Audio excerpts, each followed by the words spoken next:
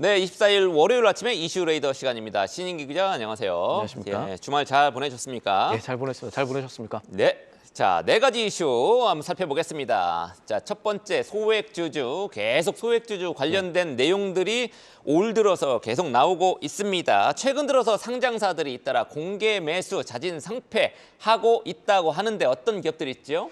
지난 이슈레이더 시간에 소개드렸던 이 커넥트 웨이브 인터넷 가격 비교 사이트죠. 여기 다나와 갖고 있는 이 회사.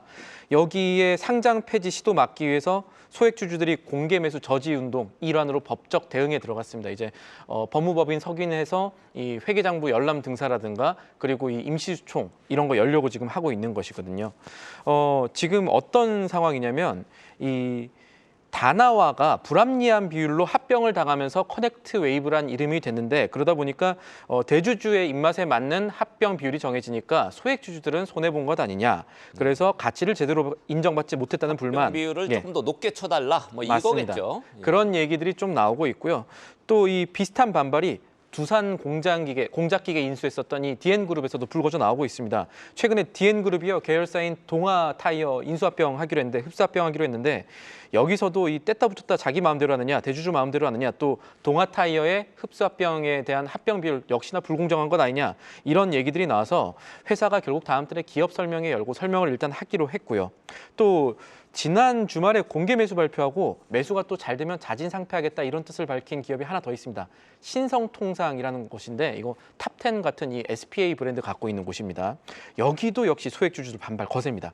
이 금요일 날 공시 보면은 공개 매수가 2,300원에 소액주주 지분 한 22% 정도 추가 매수해가지고 자진 상폐하겠다라는 입장인데 이 회사가 그동안 배당을 제대로 안 해서 최근에 밸류업 기조 맞춰서 소액주주들이 주주환원 좀 더 많이 해달라라고 최근에 요청을 많이 했다고 합니다. 그랬더니 돌아오는 답변이 공개 매수를 통한 자진 상폐라는 게 이게 주주자본주의에 맞는 행보냐라는 이 비판이 나오고 주주들 돈 모아서 회사 이익 봤으면 이익 그래도 공유해야지 투자 원금도 제대로 안 돌려주고 입 닫는 것과 이거 뭐가 다르냐 이런 목소리가 소액주주들을 통해서 나오고 있습니다. 네, 배당을 늘려달라 이렇게 요구를 했더니 자진상폐로 화답했다. 이게 소액주주들의 반발이라는 얘기죠. 신성통상은 2,300원에 이제 공개 매수가 정하니까 바로 2,300원에 붙은 그 주가로 지금 마감을 금요일에 했습니다. 그것도 살펴봐야죠. 네. 예. 요거 결과적으로는 지금 어떻게 될 것 같습니까? 여러 가지 지금 이슈들이 있는데. 시사점이 좀 있는데 지금까지 말씀드린 데들이 불공정 합병이라든지 아니면 소액주주들의 이 주주환원을 회피하기 위한 자진상폐 의혹받고 있는 곳이죠. 이사들의 주주 충실 의무를 지금 정부가 상법에 명문화하려는 개정을 추진하고 있는 상황에서 이런 상법 개정 있기 전에 법이 세워지기 전에 나쁘게 보면 대주주들의 의지대로 일을 진행시키려는 것 아니냐 이렇게 비판적인 시각으로 보는 세력이 하나 있을 수가 있겠고요. 또 하나 봐야 될 건 사실은 이런 사례가 결국 정부 추진하는 이 상법 개정이 있기 전 조율의 단계에서 재개의 요청, 재개의 목소리를 흐리는 논리들로 작용한다는 점이 되겠습니다. 재개는요 지금 상법 개정되면은 경영권 악화 우려된다면서 포이즌 필 그러니까 적대적 M&A 들어왔을 때 기존 주주들한테 조금 더 상당히 낮은 가격에 주식 살 수 있게 하는 권한 주고 뭐 이런 거 해달라 이거 제도화 해달라 예. 맞습니다. 예. 차등 의결권도 그 있고. 일환이고요. 예. 이런 거 해야 된다. 그리고 또 배임죄도 한국식 배임죄 너무 과하니까 이 배임죄 없어져야 되는 거 아니냐 이런 쪽으로 얘기들을 하고 그렇죠. 있는데 금감원장이 지금 주장을 했습니다. 맞습니다. 앞서 말씀드린 사례와 이런 얘기들 같이 맞붙여 보면요. 현재 우리나라 상황에서 경영권 무작정 보호하게 되는 식으로 가게 되면 대기업 말고 대기업 외에 규제가 상대적으로 덜한 작은 상장사들의 투자자들이 오히려 보호 못 받게 되는 것 아니냐라는 점을 어떻게 보면 보여주는 것 아니냐라는 것이죠. 사실 이 포이즌 필과 같은 경영권 방어 동호들은 영국 제외하면 미국과 일본 같은 곳에서도 도입하는 상장사가 줄어들기도 하는 추세고요. 또 하나 이거는 우리 금융당국이 상장사 그리고 이 투자자들한테 좀 더 신경 써서 신뢰를 좀 회복시켜줬으면 하는 부분인데 아까 앵커께서 조금 전에 짚어주셨습니다만 신성통상 사례도 그렇고 앞서 한국앤컴퍼니와 같이 공개 매수 얘기 나오면 이상하게 주가는 미리 뛰는 전날 뛰죠. 누가 미리 샀다는 얘기가 되겠죠. 그러니까 누가 봐도 미공개 정보 이용이 매우 의심되는 이런 사례가 발생이 되고 있는데 이런 것들에 대한 철저히 규명 그리고 처벌 사례까지 나와줘야 되지 않을까 합니다. 그래야 정부가 바라는 밸류업 믿고 투자자들이 국장을 안 떠나겠죠. 네, 불공정 거래 이거 금감원 거래소 이거 확실하게 잡아서 발본색원 해야 됩니다. 이럴 때 일을 열심히 좀 해야 되죠. 그게 바로 코리아 디스카운트 가장 핵심적인 원인 중에 하나가 맞습니다. 아닌가 이런 생각이 좀 드네요. 자, 두 번째 이슈는 가스요금인데 다음 달부터 7월부터 가스요금이 조금 오를 것 같다. 뭐 이런 얘기 지금 나온다면서요? 가능성이 높다 정도로 보시면 될 것 같습니다. 이게 조금 살펴보시고 알아야 될 것들이 앞서서도 간단하게 설명이 있었던 것 같은데 최근에 민간용 도시가스 요금 안 올랐습니다. 그래서 LPG가까지 최근 7개월 동안 연속 동결되고 있거든요. 아마 7월에는 오르지 않을까 이런 가능성이 커지고 있다는 얘기가 왜 나오냐? 가스 요금이 홀수달마다 조정이 됩니다. 조정이 되는데 현재 산업통상자원부와 이 기획재정부와 같이 에너지관계 부처들이 머리를 맞대고 협의 중입니다. 산업부 쪽은 좀 원가 이상으로 요금 올라야 되지 않느냐 이런 얘기들 조심스럽게 하고 있고요. 기재부 쪽에서는 공감은 하는데 좀 알아보니까 아무래도 한꺼번에 많이 오르면은 국민 부담 얘기들이 나올 수밖에 없으니까 조금 더 고민을 하고 한 번에 많이 올리지는 않는 쪽으로 고민해보자 이런 식으로 지금 얘기가 모아지고 있는 것으로 알려졌습니다. 그리고 하나 더 살펴보면요. 보통 여름에는 전기료 신경 쓰지 가스로 신경 별로 안 씁니다. 가스 겨울에 많이 쓰니까요. 그래서 여러 측면 봤을 때 이번 7월이 가스요금 인상 적기가 아니냐 그렇게 되면은 가스공사라든지 관련주에 대해서는 어떤 투자 심리가 있지 않겠느냐 이런 점들도 조심스럽게 생각해 볼 수가 있겠습니다. 네, 아무리 공기업이지만 언제까지 믿지고 장사할 수는 없는 거죠. 언젠가는 다 국민 부담으로 돌아옵니다. 적정 시점을 찾아야 될 텐데 7월부터 도시가스 요금 올린다고 하면 이번 주 며칠 내에 네. 회의 열고 확정을 할 것 같네요. 발표할 것 같습니다. 가스공사 상황이 지금 안 좋을 것 같은데 재무구조 지금 어떻습니까?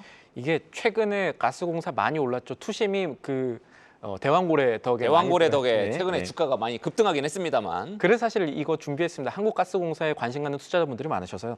이 지금 재무 상황은요. 사실 재무 상황으로 보면은 가스공사 별로 안 좋습니다. 일단 민수용 도시가스 미수금 그러니까 원가보다 덜 받은 돈이 13조 원 넘어갑니다. 13조 5천억 원에 육박하고 가스공사가 빌린 돈 차입금은 39조 원 수준입니다. 공기업이라고 해도 너무 많은 거 아니냐라는 얘기들 당연히 나오고 있죠. 부채가 제일 많은 건 이제 한국전력은 못 따라가지만. 그나마 한국전력은 실적이라도 좋은데 이 가스공사 같은 경우는 주택용 가스 요금이 원가보다 낮은 뭐 80%, 90% 수준이기 때문에 그래서 이 부분에 대한 이 가스공사 입장에서는 어느 정도 정상화가 이루어져야 되지 않느냐라는 컨센서스가 사실은 업계 내외부에서 나오고 있는 상황입니다. 네, 그렇군요.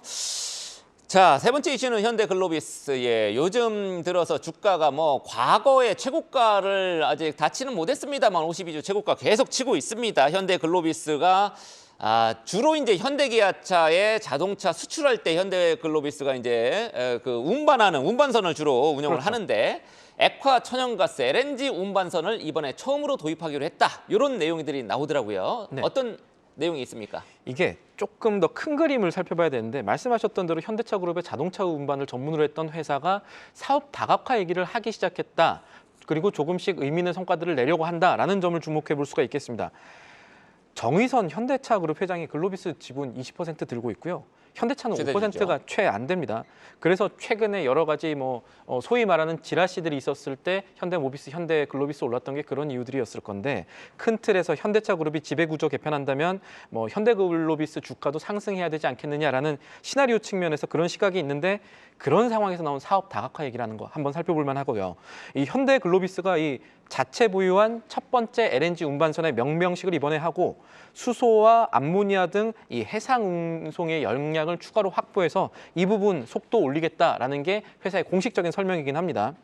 이번에 이름 지어진 새로운 LNG 운반선이 이 호주의 우드사이드, 여기도 대왕고래랑 잠깐 관련이 있었었죠. 여기와 15년 운송 계약 맺고 LNG 수송하게 되는데요.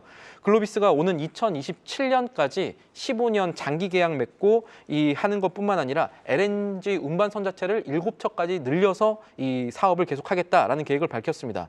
이 전 세계 LNG 무역량이요, 이 탄소 중립이라는 이슈 때문에 계속 늘어날 것으로 보이거든요. 2050년까지는 아마 현재 수준 2배는 그냥 늘어나지 않겠냐라는 전망들이 나오고 있는데 이런 전망 속에서 나온 LNG 운송 투자 확대가 투자 심리에 어떤 영향을 끼칠지도 여러 가지 맥락 속에서 살펴볼 부분이 되겠습니다. 네, 그렇군요. 뭐 아주 친환경은 아니지만 그래도 LNG는 친환경 쪽에 좀 속하는 거죠. 네. 요즘 트렌드가 조금 맞는 것 같기도 합니다. 마지막 이슈는 오늘이 월요일이니까 이번 주에 어떤 주요 일정이 있는지 그거 한번 쫙 정리를 좀 해주시죠. 정리해 보겠습니다. 당장 오늘부터요 상장사 세제 지원 공청회 열립니다. 이 자리에서는 밸류업이라는 측면에서 이 기업들의 세제 지원, 뭐 상속세 개편 등을 포함한 이 재계 각계 목소리가 나올 텐데 저희가 첫 번째 이슈에서 다뤘던 점들이 사실 같이 해결되지가 않으면 재계 목소리가 힘을 받기 어려운 여러 가지 정치적 상황이 있다는 점 살펴봐야겠고요. 그리고 이틀 뒤인 26일 수요일이 좀 중요합니다. 밸류업 지배구선 세미나가 열리는데 여기서 포이즌 필이라든지 기업들의 지배구조 개편 관련해서 증시에 영향 줄 수 있는 내용들이 논의가 될 예정입니다. 7월 말에 아마 밸류업 관련해서 또 정부가 뭐 발표할 예정인 모양이죠. 맞습니다. 계속해서 이 이슈는 살아있다고 봐야 될 것 같고요. 그리고 국내외 증시 전반적 측면에서 가장 중요한 날 하나 꼽자면 이번 주에서 27일 목요일이 될 전망입니다.